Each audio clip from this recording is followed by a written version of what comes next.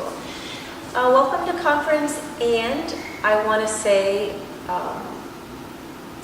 thank you to all of you that have been following us, and we feel like you're part of our little family here, extended family. And this month we are calling it Share the Shala, which is really about just sharing the teachings, and if you know people that would appreciate what we do, to share our YouTube channel. So, you know, we talk about the hero's journey. Next month is going to be Man's Search for Meaning, and it's just self-study, really, a way for us to keep growing. And so if you know people that you think would appreciate it, just pass our YouTube channel along.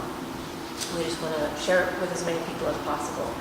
So the last few weeks we've been talking about in our hero's journey how important it is to follow our passions, to know our passions, to follow our passions, and in that, how that's part of how we continue to cultivate joy in our life.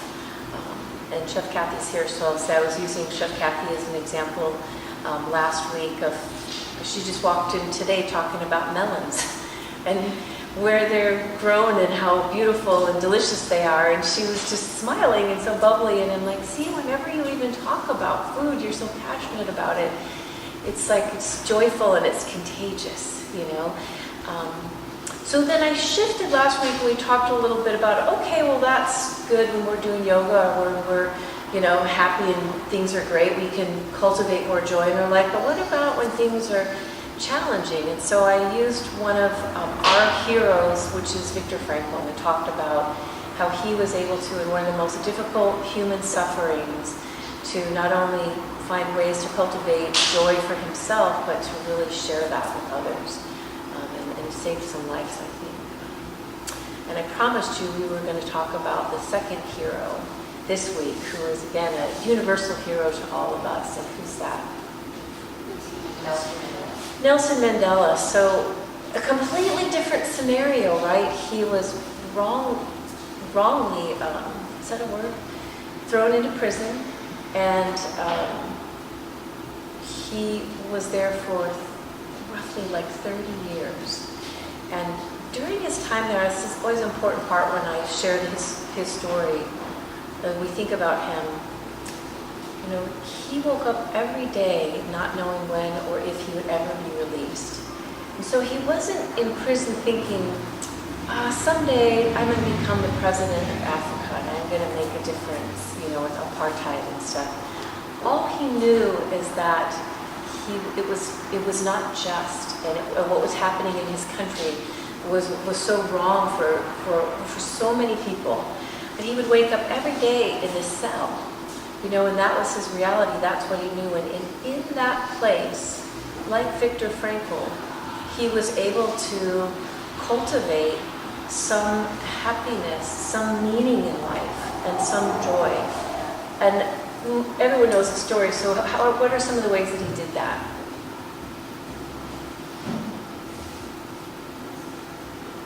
Nobody's going to tell me? One thing was, he was inspired by someone else's poem, Invictus, and how he would read someone else when going through, and James Ernest Henley also had a very challenging life, and so this was written from a personal place that Nelson Mandela could really relate to.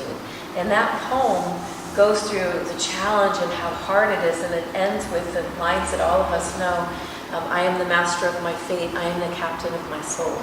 And I think for Nelson Mandela, it was really, and I want to come back to this, is something we've been talking about, showing up for the moments of your life. You know, he couldn't have known what his future would hold, but in the moments of his life, he was looking for meaning and looking for hope. And the other thing that was amazing and beautiful about him is that he wound up befriending his captors.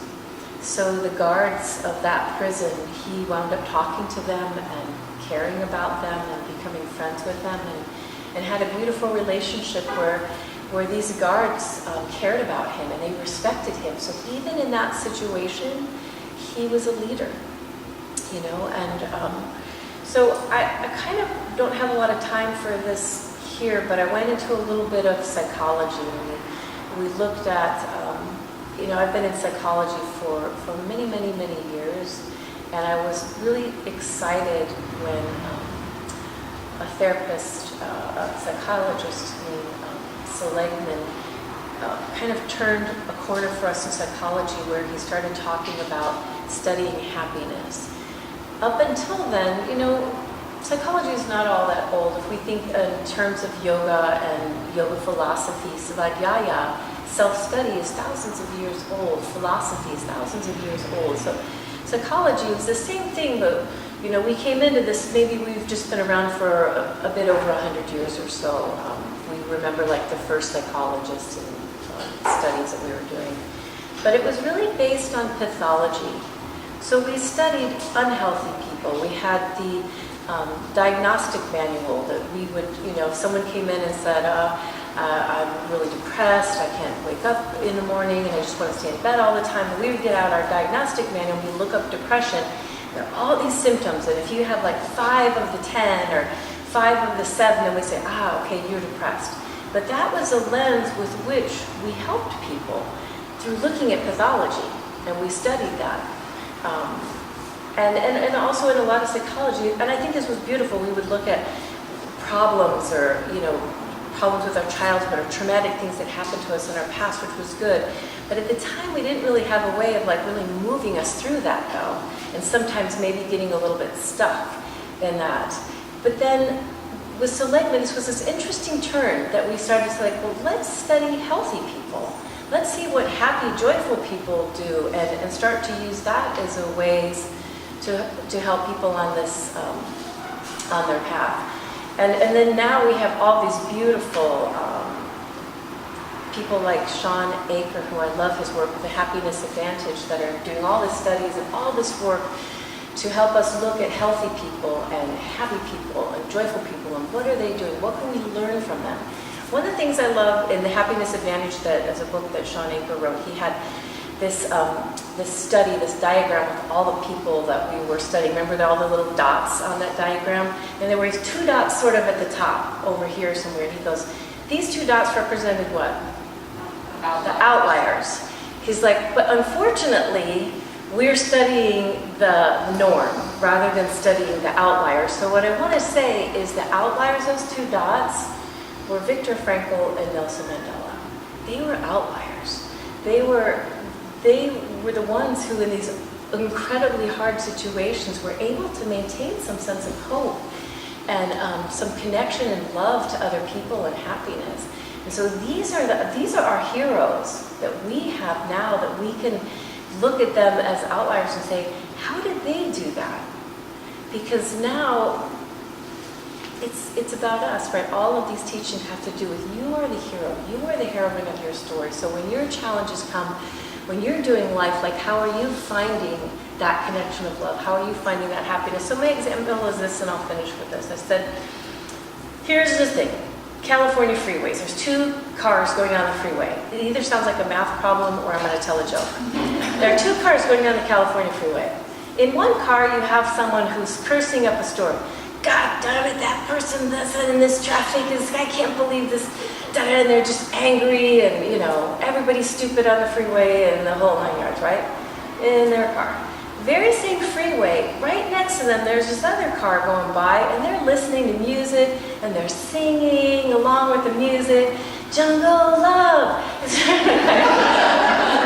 They're singing along, and then they're like, you can talk to your car now to talk to someone else, and they're like, talking to their car to say, Siri, tell Mom I love her, and I'm thinking about her right now. And that person's just enjoying up a storm down the California freeway, right? 2 cars going down the freeway, exact same opportunity, exact same moment in time in life's history, and this is what's happening. So here's my example. This is my vehicle, the Diana vehicle. That's your vehicle, the Rachel vehicle. That's your vehicle, that's the Matthew vehicle. And we're trucking around life. We're turning right, we're turning left, we're going down the freeway, we're going down the back roads of life. And what are we doing with the moments? What are we doing? Right? That is what we can look at Viktor Frankl and Nelson Mandela as the outliers and say, how am I spending my moments in my vehicle? Yes? So the quote for this week is one of my all-time favorites by Joseph Campbell. He said this: "Life has no meaning. Each of us has meaning, and we bring it to life. It is a waste of time to be asking the question when you are the answer."